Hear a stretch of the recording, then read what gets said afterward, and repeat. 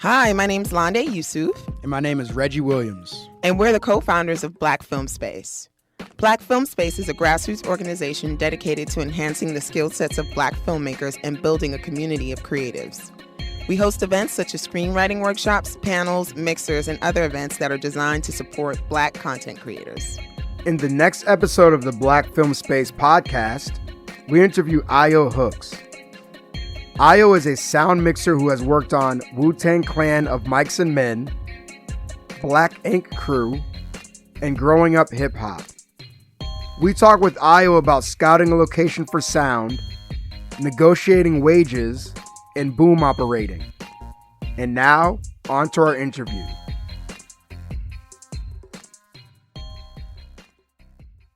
All right, Ayo, welcome to the Black Film Space podcast. How you doing today? Very well, thank you. Thanks for having me. Of course. So everyone says that movies need good sound, that sound is arguably more important than the image. How do you define good sound? Well, first off, whenever you're talking about like film and television, this sound that we're doing is considered to be sound for picture. So it should match. Good sound should be a perfect match to whatever you're looking at, first off. Mm-hmm.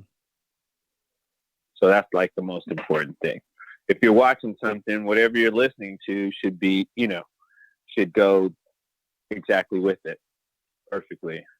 And then after that, I suppose you should be able to tell somehow what you're listening to. Mm-hmm. Well, what made you someone that was attracted to sound? Well, I'm a serial entrepreneur. This was this was like career number 17, 18. Okay. Wow. That's it? Yeah. 18?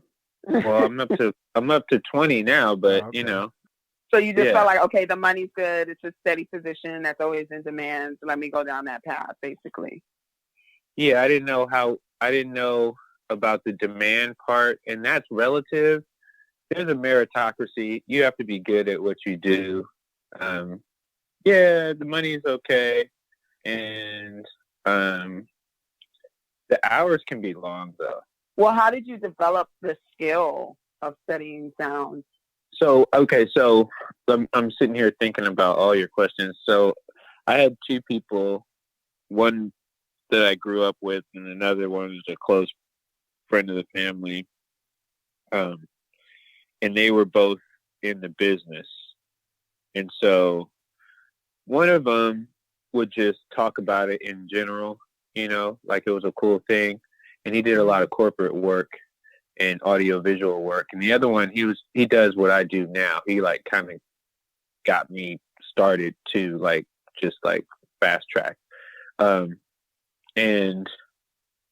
I would visit him on set, just hanging out as a guest, like very informal, like it's not doing any work or anything, just looking around, and decided it was something I could do, so I did it. Yeah. Okay. Got it. Yeah, so I jumped in. Well, what do you like about it, though? Like, for you to be able to do this for how many years have you been doing it? Right, yeah. Professionally, about 4 or 5 years. 4 or 5 years. Well, what do you like about it? I like a lot about it. There's a certain like fly on the wall aspect of sitting there recording things where I get to observe a lot of stuff, and that's fun. I get to sit back and watch a lot of stuff happen. But also there's situations that are exactly like this where I'm recording an interview and I'm listening to somebody speak about a particular topic that I don't know anything about, but they know everything about it. Mm-hmm. And they talk about it, and it's better than a TED Talk, because they're actually there in front of me, and if I have any questions, I can ask them a question if it's not too much of a big deal. Mm-hmm. Yeah, the job is not. The job can be very, very, very technical, but I find it more challenging dealing with personal people's personalities. What do you mean by it could be very technical? Like, I know what that means, but what does that mean to you? Oh man, the sound world is a veritable rabbit hole of information. You could get PhD in sound. Absolutely. And there's a bunch of different areas of sound that you could work in. To me, it means it's what you specialize in as a sound engineer. If you're doing concerts or editing work or location work, in my particular case, it really depends on the situation. And so people have a lot of solutions and really scientific ways of handling this stuff. There are books. Well, there are very few books actually, but there are a couple. But would you need a PhD to be a sound mixer on a short film? No. What do you need? Like, what skill sets does one need to do that? Because for me at least, it just seems like someone shows up, they need to know levels, they hit record, but I feel like there's got to be more to that. So what does one need to be a good sound mixer? Oh yeah, that's a very, very, we don't have that much time actually. Plus I probably wouldn't give away all the good secrets anyway, but we want the secret. No. That's if the I whole could, point of this. We want the secrets. Give us a condensed version. Just give us a little something. If I could try to condense it down. First off, you need to have the equipment. You need to have the proper equipment to cover whatever production wants. So the producers, the director, they all expect, again, the sound to match whatever the picture is shooting. So if there's dialogue and there's actors talking, there's action or something like that, you need to have the proper equipment to pick it up. And on location, wherever that location is. And then you need to be able to know how to operate that equipment. So that's where it gets really, really, really technical and fancy and, secretive. And, it's different from mixer to mixer, what they might use for a particular situation. But ultimately, we all have the same goal of trying to get clear sound without any background noise. You want to be able to hear what the people are saying. But isn't there more to it too, right? Because when I'm on film sets, every little thing is analyzed by the sound person. Okay, don't do that, don't touch that. We need quiet. The planes come flying. The equipment seems to be very, very sensitive, and I've always been curious to know why that's the case. Yeah, right. And it's two things. The equipment itself is professional sound equipment. So I guess I would say we have the best recording equipment in the world, probably. I'm sure. Wow. Who's we? Yeah, I'm sure. Professional sound. Better than music? Well, it's a different application. Yes, because mine, yes, for what I'm doing, because if we go to film on a beach, you can't bring the music studio, but I could bring mine in a backpack. Okay. So that's the difference. Location sounds means that I'm mobile. I'm able to take all this stuff that's in the studio, condense it down into a small package and go. And so drilling down into it, you want to be able to record what people are saying without a whole bunch of external noise. So let's say you are at a beach and the waves are crashing and there's this carousel and kids are running around. How would you shoot dialogue between two people? Well, the first thing you do is you tell the kids to shut up. No. I'm kidding, but I'm not kidding. No. If you could get the kids to be quiet, that would be awesome. I probably would not walk over there and tell them to shut up, but it would be great if you could get as much of that stuff to be quiet as possible. So what might I do? Maybe I would pick a time when there's less waves. Maybe there's a difference in tides or location. Maybe we can move down the beach. Also, we know how to isolate people in noisy situations. So that's another thing. We don't really have to worry about that stuff as much because we can just isolate what the people are saying right there when they're talking. How do you isolate the people like that? Oh, there's a bunch of different ways that you do it, but you're relying on your equipment primarily. And then again, you need to know what kind of equipment to use. So we're trying to factor in the stuff that we would deal with a lot, especially in a beach situation, might be you might have to deal with the wind. Yeah. That's a very common situation. Mm-hmm. And it's really, really, really windy. Even it can be so windy at the beach that even without professional sound equipment, you might have a hard time hearing the person next to you. Mm-hmm.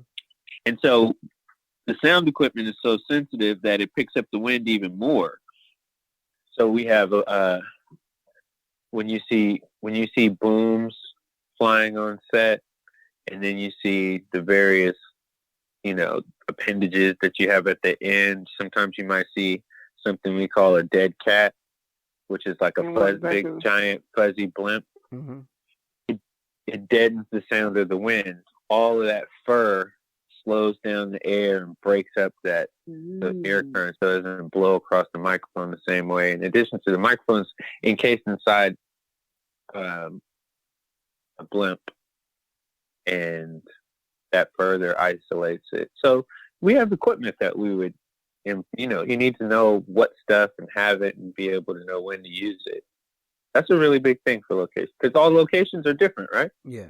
Yeah. So you always are customizing to a particular situation. But your equipment helps you do that.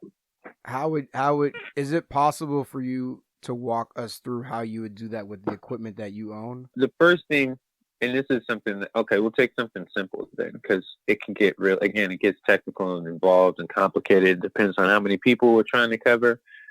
So if we have a 2-person sit-down interview like we're doing right now, mm-hmm. to say this was on video, mm-hmm. if this were on video and you were sitting across from me and you were mic'd up and I was mic'd up, the things I'd be concerned about would be the room noise and the outside noises, sirens, buses, people walking in the hallway, doors slamming, construction, airplanes. So those would be all the different things that would go through my head and that I would try to minimize while we're recording. Mm-hmm. So that those noises aren't going on at the same time while you're talking. Because we can make them go away later on. But we want to get you talking cleanly or clearly without any other noises around or on top of your noise at the same time. Mm-hmm. And so you typically would set up a boom microphone also. And the boom microphone is super sensitive. It picks up a lot more than a lavalier microphone would pick up. And so you would just have the boom microphone as close to the 2 people as possible without showing in the camera. And so now you have 3 microphones, a lavalier on each person and 1 boom microphone overhead. And you can listen to each one of those on my mixer. I can separate them. I can listen to each one individually. I can put one in one ear. I can put them all together. I can do all kinds of mixing, just listening to it. And then I can record them different ways too. So is the boom like a backup? Not necessarily. So it depends on the situation and how they handle their production flow. But it could be a backup. It could be primary. It just really depends. Yeah, but it's like taking 2 bites of the apple. You want to get as much quality stuff to use later on in editing as possible, especially if you're doing like a movie. Got it. For instance, if you had a lavalier on and you just shifted to make yourself more uncomfortable, or what happens a lot is people tap their chest, forgetting that they have a microphone there, mm-hmm. and it sounds something like. Did you hear that? Yeah. Yes. That's what it sounds like when they're talking, right? So we would cut that. We don't want to have that while you're speaking. Right. If you do it in between speaking, then we can cut it out. But if you do it at the same time as talking, then that's a problem. Mm-hmm. So we might have to redo that part. But the boom in that case is not going to pick up the tapping. So you have another bite of the apple. It becomes like a primary sound source in that case. Right. Okay. Got you. So they back up each other for the same reason. Because the boom might pick up a siren outside, but the lavalier might not. Mm-hmm. Okay. So the sound sounds best when you mix the two of them together. So when people call post, do they have like 3 sources of audio and they have to sift through all of that? Yes and no. They could. They could if they wanted to. They have that option. So I provide them with a mix. A mix of the two together. Well, or 8 or 12. It depends on how many people are there that particular day. Yeah. So I mix together and I give you a final mix, stereo mix, left, right, like you use in your car. Of everybody, of everything that we did all together. You don't have to worry about boom mics or lavaliers or anything like that. At the end, I'll give you all that mixed together into one. But on that same file will be the individual isolated tracks, each individual microphone by itself. So you can then go in and pick stuff that you need. If somebody gets overpowered by somebody else, you can go and pick them up on their microphone. Mm-hmm. There's a bunch of different reasons why you don't do it. But on reality TV, that happens a lot. There's a whole bunch of people running around yelling. Yeah. And the funny thing is, like, sometimes you can understand what they said, but they still put the captions. They still put, the words. They type it out for you on the screen anyway. Oh, are you talking about like subtitles? Yeah. Oh, okay. I mean, I'm assuming that you're hoping that they don't do that because your sound quality should help, right? Well, yeah, but there's situations where it doesn't matter.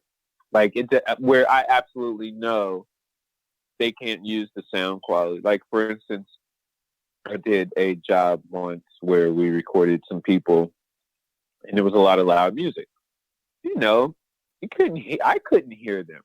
I could barely hear myself. I couldn't hear them inside my headphones with the volume turned up on a professional. Like, the music was just way too loud. All I would hear was music, right? Mm-hmm. Yeah, later on, they might have been able to decipher, what they were saying by reading lips and hearing some of what the microphone picked up. But ultimately, you as a viewer, that would be too much work for you. Yeah. You need subtitles. Got it. Yeah. Got it. Now you're going to see subtitles all the time, especially in reality TV when it gets too loud. So what makes a good sound mixer? Like, why would a producer hire one person over a different person? I suppose that depends on what producer you ask, right? Because sometimes it could be a function of budget. I know I have priced myself out of some jobs, but that's not generally an issue. A good mixer is going to be somebody who shows up on time, does the job, and goes home, and everybody forgot what his name was. Because what? Like, we have like a very repetitious sort of like job where, if you know what you're doing, you don't really have to ask a lot of questions or, make a lot of, you don't have to talk a lot, really. You could just kind of do your job and, go home. Like, if there's a problem, we always say if there's a problem, then people yell out your name,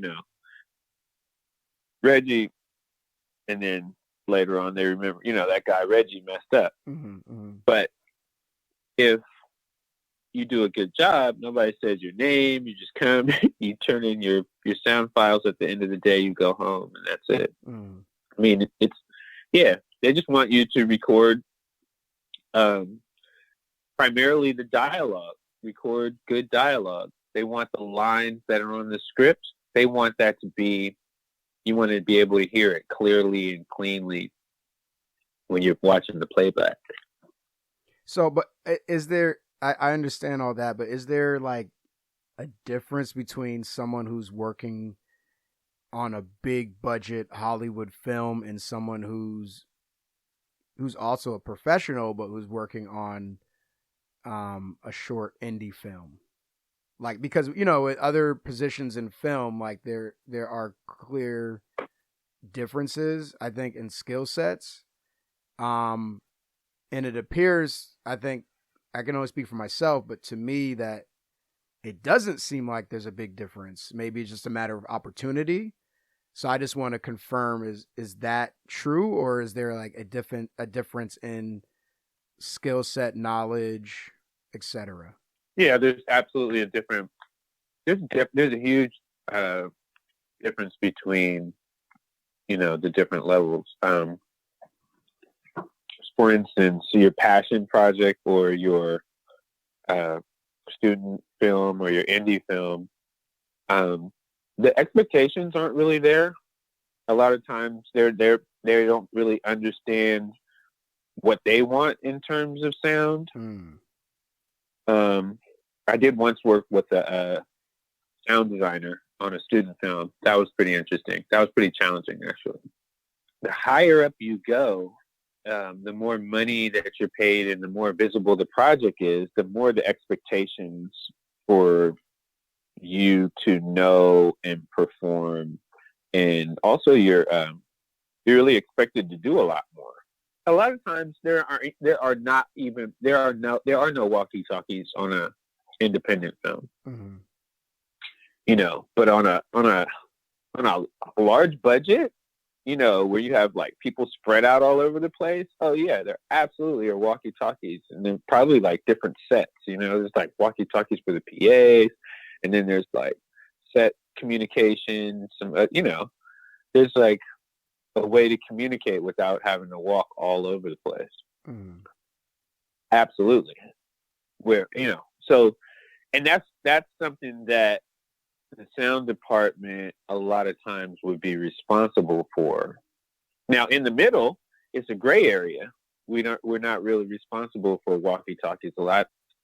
Even on the larger shoots, there are guys that still have to rent equipment because production wants so much stuff. It's more than the stuff that they own personally. So what you mentioned that a lot of maybe newer filmmakers, indie filmmakers may not know exactly what they want. What should filmmakers be thinking about in regards to sound? Location. I went to one on a scout for it was sort of like a music video, which doesn't really require like sound for you know. So, you know, I think that like it's one of the things that's underrated is like bringing the mixer on location scouts. I think is really a big thing. Being able to interact with whoever the location PA or location person is. That's a big thing in order to head off potential issues ahead of time. The same way they have the DP go because they're concerned about light, they should go. I mean, it should be a concern, you know, and they should take it to the, you know, as seriously as possible by having the mixer come out. But at the very least, I guess if you know, have no money and everything, they should be doing it themselves. And that's probably the biggest thing is like, you know, that they did not consider anything about sound when they booked the place or when they decided to shoot here, or, you know, when you show up, you're like, what is going on? And then they ask you to make the impossible happen, and you're like, listen, yeah, I can't, you decided to shoot right in back of JFK, and you want me to, like, make the planes go away. I can't do it. It's not going to happen. You should have asked me before. I would have told you, don't shoot here. Yeah. Yeah. What kind of locations can't you stand? I mean, obviously airports has one. So, like, what kind of location is like, to you? Well, that's really funny too, because what my position as a mixer is, like, all that background noise is just authentic to the situation. Like, the camera's not picking up that plane that's flying overhead, but guess what happens in the real world?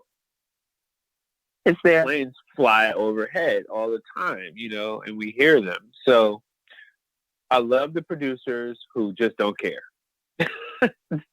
They don't even look at me. They're just like, they just keep rolling. They're just like, if I even raise that, it's like, yeah, it's okay. Don't worry about it. Like, we're just going to shoot this, and we're going to record the sound that we have, and we're going to use that sound. But then there are people who are going for a particular thing or something. And again, it gets like, it gets really tricky. The places I would hate, I don't know, I'm a New York sound mixer, so I would say I'm over it, really. I don't really, I don't really care. There's nothing noisier than Times Square, at lunchtime with some celebrities. Like, there's nothing worse. And that's what we do. There's a lot of union guys. You go down there early in the morning, you'll see them early, 4 or 5 o'clock in the morning, early, like doing the Good Morning America or whatever. Like, it just is what it is. Mm-hmm. Nobody gets mad when people scream on Good Morning America, and you hear all that, you hear all that noise. And we're still able to let you hear. You're still able to hear the host once the host, the people die down and stop screaming. What about places with, like, a lot of echoes or, just something sound-wise that just doesn't work for maybe what the scene is about? Scene specific. So I do a lot of different work. When people are doing dialogue and short films, they tend to be aware that, they tend to shoot for a soundstage. So, if they can't afford a soundstage, then, they're looking for something along that. So they're more sensitive to it. But a lot of the other work that I do, day playing commercials and just, one-off gigs. It's tough. And it's the hardest stuff is outside, exterior in public. Okay. Yeah, that's the hardest thing. Echoes and stuff like that, I can deal with that. Again, we can isolate the person. But when you're outside, there's no control. There's absolutely no control, and there's pretty much constant background noise. Mm-hmm. So it kind of has to become part of the setting. Oh, it absolutely has to become part of the setting. You're just trying to minimize. You're trying to minimize the noise in the back. So, again, you're just trying to get that. You just want people to be able to hear what the other person says. When they're looking at the screen, person's talking, you want them to know what they say without reading subtitles. What kind of equipment do you like? Do you own? Do you consider to be a reputable brand? I use sound devices. There's two that are primarily used in professional locations. It's sound devices and Zaxcom. I use sound devices. It's what I'm more comfortable with. Yeah, that's you just feel like their stuff is better quality, I'm assuming. Yeah, that's the recorder, the mixers that you're talking about. And then the transmitters, the lavalier microphones, the wireless microphone kits, electrosonics. That's what I use. That's what I use all the time. Unless, there's the occasional, I use somebody else's equipment for something or whatever. Sennheiser is another really good. Yeah. Yeah, they're less expensive than electro brands, and I think Zaxcom makes their own wireless stuff too. But I use electrosonics and sound devices. And what do you like about Sound Device and the particular brands that you just mentioned? Well, once you start using professional level sound equipment, the reliability, the durability, um, those two things primarily, it's my reputation. Um, there's all this money on the line. We're usually in some location, you can't really get to a store really easily. So, it just has to work. And they both do, and they also have, they have proprietary patented stuff inside preamps that are, like we were talking earlier, like preamps inside these little things that are along the lines of what you would find in a music studio, but, in a small form factor that you can carry in a bag. How much does this equipment cost? That's the part. This business is cost prohibitive. You shouldn't really buy any equipment unless you're working, unless you have a job to use it. Somebody's going to pay you for it. So I have a Sound Devices 688, and people, you could look it up. I'm not sure how much they cost retail right now. I know the little brother, the 633, costs like $5,500 maybe, just for the recorder. But it's everything that you need. It's all the cables and all the little doodads and things where it really starts to add up. And then the microphones themselves, they take a beating. Talent loves to take off their own microphone, and they're not very gentle with it most of the time. And they don't realize that, the cheap ones are $350. Wow. Yeah, the real inexpensive ones. It could be $1,000 microphone they're tagging on. And definitely once you add in the transmitter and everything, one transmitter and receiver, probably like $4,000, like $4 or $5,000. Wow, it's not cheap. No, it's not cheap at cheap. all. Yeah, so if you see a sound mixer and he's mixing 8, something like that, the bag probably, is worth like $50,000 to $100,000. The sound mixers that work on set, oh man, they have pelicans and pelicans of stuff and gear, and I'm sure that there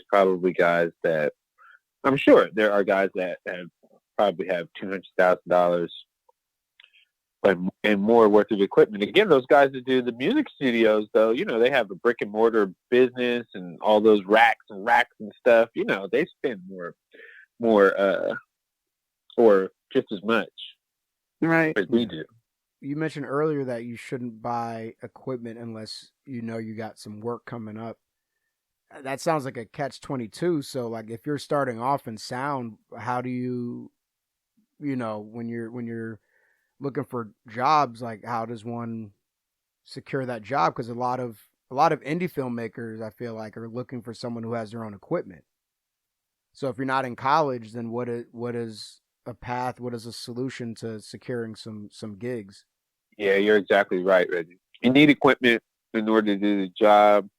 The independent filmmakers, they want a guy that has his own equipment. There's definitely this gray area where you're starting out. You don't have any equipment. You need to get a job. There are always some entrepreneurs that are going to fill a situation like that. Production companies, I've found, will buy equipment, and they're just looking for operators. A lot of times. So that's one good way. If you could find a production company, if you could find an outfit that gets regular jobs, they probably own sound equipment, and they probably would pay you, a day rate to operate their sound equipment on set. That's one way. Another way is to rent the equipment. If you do it right, you can be the middleman. So if I have a job, say on Tuesday. I can go to the rental house on Monday, pick up the gear and rent it from them and show up to set on Tuesday for my job with this gear. Do the job, and then I charge my client my day rate plus the equipment. Mm-hmm. I don't know how it is now. You probably can't do it as much now as you did. There used to be a little bit of room where we could make a little bit of money. You know, we could rent it from the rental house for like $200 and then charge our client $250 for the kit. So we can make like an extra $50, you know, on the rental or whatever, you know, a little lunch money or whatever. Yeah. Mm-hmm. Now though, you probably would not. You probably would, you know, get the package for $200 and charge the client $200. Why can't you do it now? Or why is it harder now? I mean, you probably, if you could work it, yeah. I mean, you know, everything is negotiable in business. It's harder now because I don't know. Maybe sometimes they are asking, you know, if to see your equipment list ahead of time. I've seen that before. Oh wow. You know, yeah. The when they ask you for the job, you're like, what kind of equipment do you have or whatever. And it's funny because then once I did get equipment, you know, it's still like, what do you need? Because, you know, like what I have and what you need doesn't mean that I can still get what you need, but you need, like, it's sort of a backwards way of working. But, you know, everybody has their ideas of what they're trying to do. The sound guy's trying to get the most amount of money and the producers are trying to pay the least amount of money. So, you know, I get it. I know this one guy, he works with an agency and the agency has the equipment. So whenever he gets a job, he just goes to the agency to give him the equipment. And I guess probably like the rental house, they take a cut and he takes a cut. Have you heard about that? Yeah, that's the same thing. You know, production house, an agency. You know, I had a personal acquaintance of a colleague, and I would, you know, go to his loft and take care of the sound equipment there. But if I ever had a gig, I could just check out the sound equipment and, you know, use it for the gig and pay him some money. So again, that was a great way where it was cheaper than the rental house, right? And I was able to put some money in his pocket when he wasn't using the equipment. And he didn't charge me a lot, so I was able to actually make, you know, $100 here and there. Because I would upcharge the client. Right, exactly. Okay. Yeah, it was still within market rate. Like, so a typical kit would be 2 lavs and a boom. That is just like where we start. Standard, bare minimum. Yeah, that's where we're starting from. Right now, I think the rental houses would probably do that for like $325, $350, you know, something like that. Per day or per weekend? This is it per day. Per day. Yeah, rental house days, though, are different. They know you got to work a 12-hour shift. The rental house day is actually 3 days. Okay. It's your pickup day, your work day, and your drop-off day, right? I had no idea. Okay. That's a rental house day. If you've had a friend that's in the business, like me, who's sitting at home like I am right now, looking at my kit, and we were friends, and you had a job, you know, and you wanted to go and charge these people, I don't know, whatever, you know, and then, again, if it's $350 a day is the market rate for 2 lavs and a boom, they could take my kit. I mean, man, give me $150. I'm not doing anything today. You know, $200, I'm super happy. And they made $150. You know, yeah, they made that's a win for everybody. It's extra, you know, it's extra money. So that's just another way of doing. And in the sound world, it's really, I really like the sound. That's one of the reasons I like the sound world. It's very collaborative. Guys really work together and will, like, you know, find a way and take care of you. And, you know, I found it to be that way anyway. Mm. Yeah. Okay. So Okay. that's not an unreasonable thing to think. If you see a sound guy, he's probably pretty cool. Go over and talk to him. And tell him that you're interested or whatever, and that you don't have any equipment, and see what he can do. We all have multiple ways of getting equipment. So talk to a guy that's already in the business, and that's definitely one of the best ways to get started. To direct you where to go wherever you are. You mentioned that sometimes producers or filmmakers might ask, what equipment do you have? Are you less likely to get a gig if you're renting equipment? No, they just want to know the quality of it. So usually filmmakers, you know, we know what is good equipment, what's quality professional equipment, what everybody else is using, what we used on the last project, you know, what the new thing that came out, the red cameras and sound devices, mixers, and RE Alexas, and, you know, Sony 4K. You know, these are all like this stuff. Producers, that's their job. Like, they need to know what kind of equipment is like good equipment and what kind of equipment is shoddy equipment or old school. So they can, producer's job is to do, you know, they got to do everything. So just in case they might need to use it. They want to hire the best quality equipment.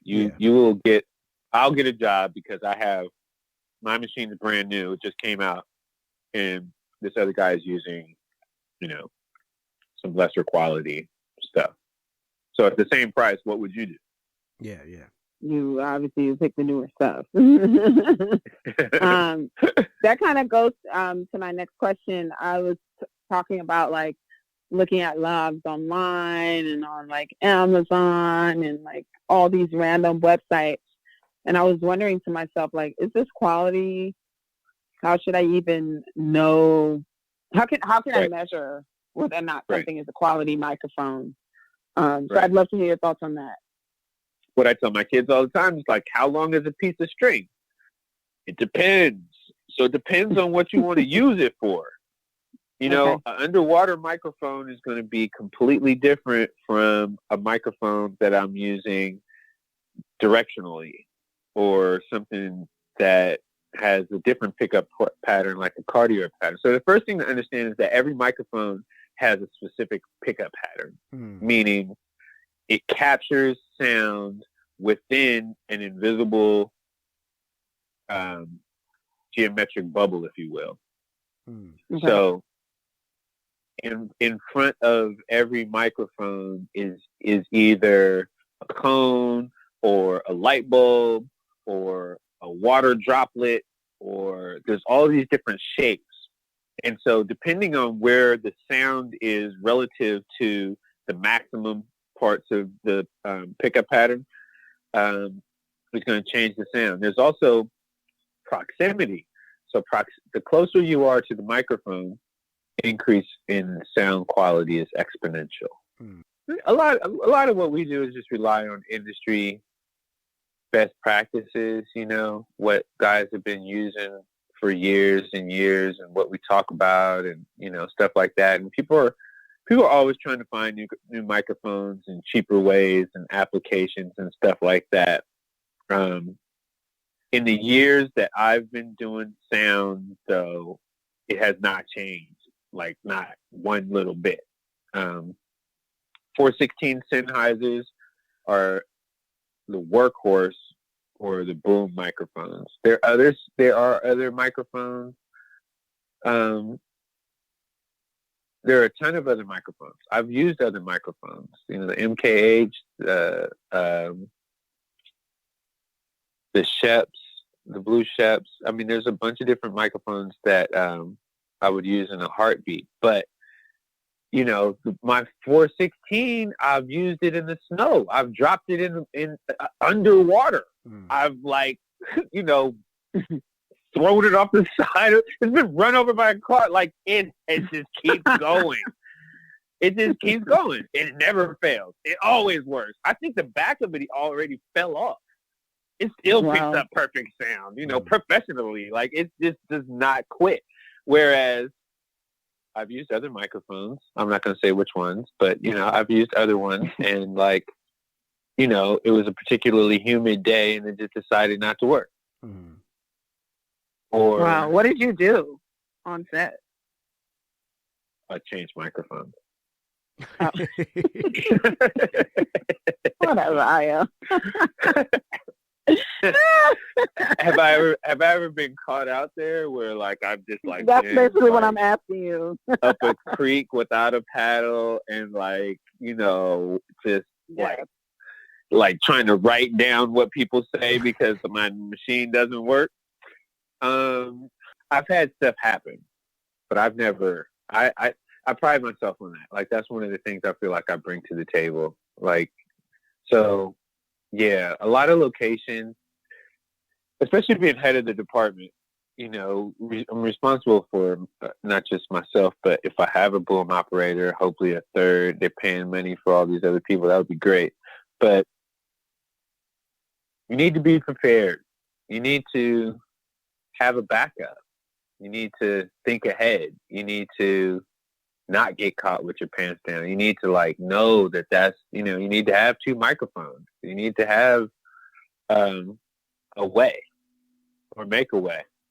So once I had the recorder, I kind of figured it was going to blow up on me. It crapped out in the middle of a shoot. Like, I guess the hard drive locked up or something. It started fritzing, and, you know, I let them know, and we had another one on set. So I grabbed that one, plugged it in, back up and running. But yeah, I suppose, you know, I've heard about it. It hasn't happened to me where I haven't been able to find a way, but I've heard about it. Yeah, okay. It just hasn't happened to me, like, yet. Knocking on wood. Yes, hopefully it never does. I'm not. Yeah, nah. That's you know, I no, it's not gonna happen to me. I save people. I don't get saved. You don't But I become think the problem. Yeah, no, I'm not standing on the roof down in New Orleans waiting for the helicopter. What is a typical rate for a sound operator for an indie film? I mean, you know, when you start out, you're hungry. You know, I've seen $100 a day. You know, my first 2 jobs were both barter, and they were super easy.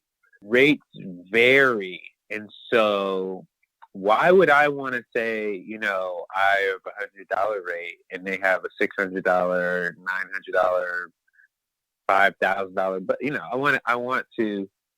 I mean, everyone want to get what I feel like what I'm owed or deserved. But I think an indie guy should definitely start out like no less than $100, but $150 a day for his day rate, and he's just learning. That would be good. But he should also consider, like, you know, doing stuff for free because he's just learning. Yeah. You know. Yeah. Yeah. I'm also asking as a director, as a producer who I would like to pay what's fair. A fair rate. So like exactly. $150 doesn't seem fair to me. That sounds like a favor. Well, that's just his day rate. I mean, you're also paying for that equipment. That to me is more so at an indie level. I think that's more of like where you should spend your money and where the focus should be.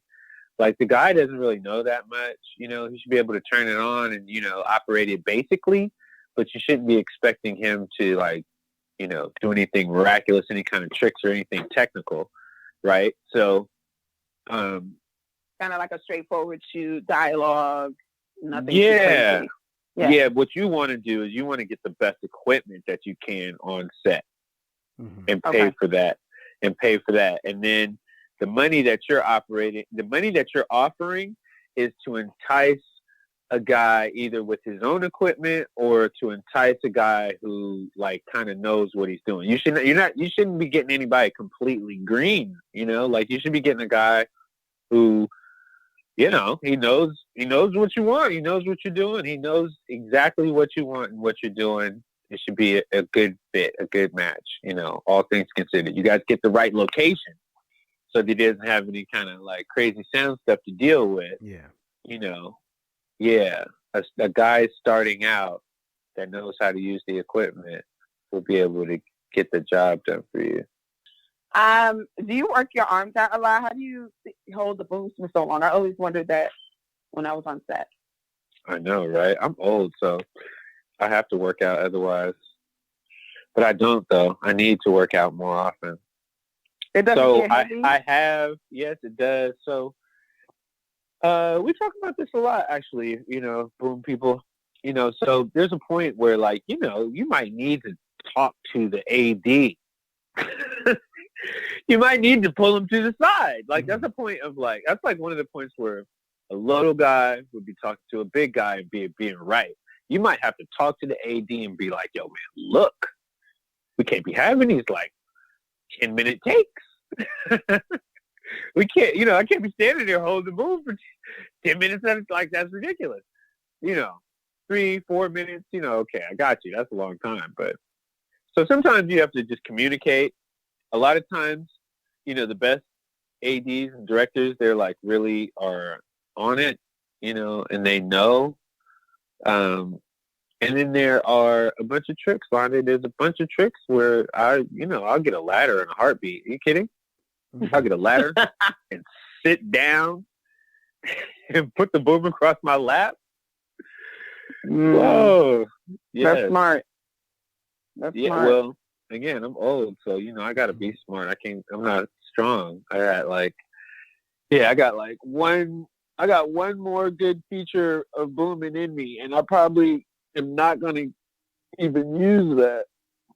Do you get an assistant for some jobs and have them do that? Yeah. It's good to start out booming because you get to see everything. You get to be on set. You get to see the inner workings. So, like, that's another good way for sound guys to get into the business too. You don't have no equipment, go boom for somebody. Especially okay. the jobs where they're paying for a boom operator are usually bigger jobs with a better budget.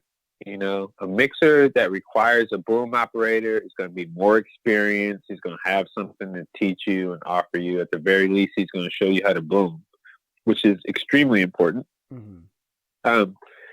Because the boom sometimes, under certain circumstances, can be the primary microphone that just like saves the day. I'm sure, especially if, maybe the mic on the loft falls off accidentally or something crazy like that. Or you have like a super wide shot. Yeah. Okay. Yeah. You have a super wide and, Navy SEALs, nighttime, coming out of the ocean. You know what I mean? Like, you can't really mic them good. We got a budget here, but you still want to hear, like, the breathing and the water dripping off of them. And, like, the guys say, hey, get the, whatever, So there's times. There are absolutely times where the boom just becomes, like, the de facto. And it takes time to mic talent. And time sometimes is something that, we can't afford. Yeah. Got it. Okay. Yeah. So the boom becomes a... Are there any misconceptions, or is there anything that you would like other filmmakers to know about being a sound operator or a boom operator? Anything you want to clarify? You guys asked some really good questions. The producer perspective. I mean, the producer's perspective is really interesting to me, especially depending on what kind of project they're doing. Independent films, will always have a place in my heart. And I do a lot of E&G work, right? What's What's E&G? it stands for electronic news gathering, I think. There's a lot of like run and gun. So the bag is around, I have a harness, and I don't even have time to mic anybody up. I'm just using the boom to capture all the sound. I'm mixing and booming at the same time. And that's a completely different job than, I guess I would want them to, we can make recommendations based on what they're doing, but it's a service business. So a lot of times we expect the people to like, give us their order so we can like, give them what they want. So it's either or. Either, ask us to customize it for you, or know what it is that you want ahead of time, and that will make the whole day go a lot smoother. Well, thank you so much, Ayo, for giving us your knowledge as a sound mixer. Where can people find you on the internets? Probably my Instagram is probably the most active way. I mean, you can email me at nycsoundman.com, and my Instagram is AYOCYPHER, Ayo Cypher. Okay, cool. Thank you so much, Ayo. Appreciate it.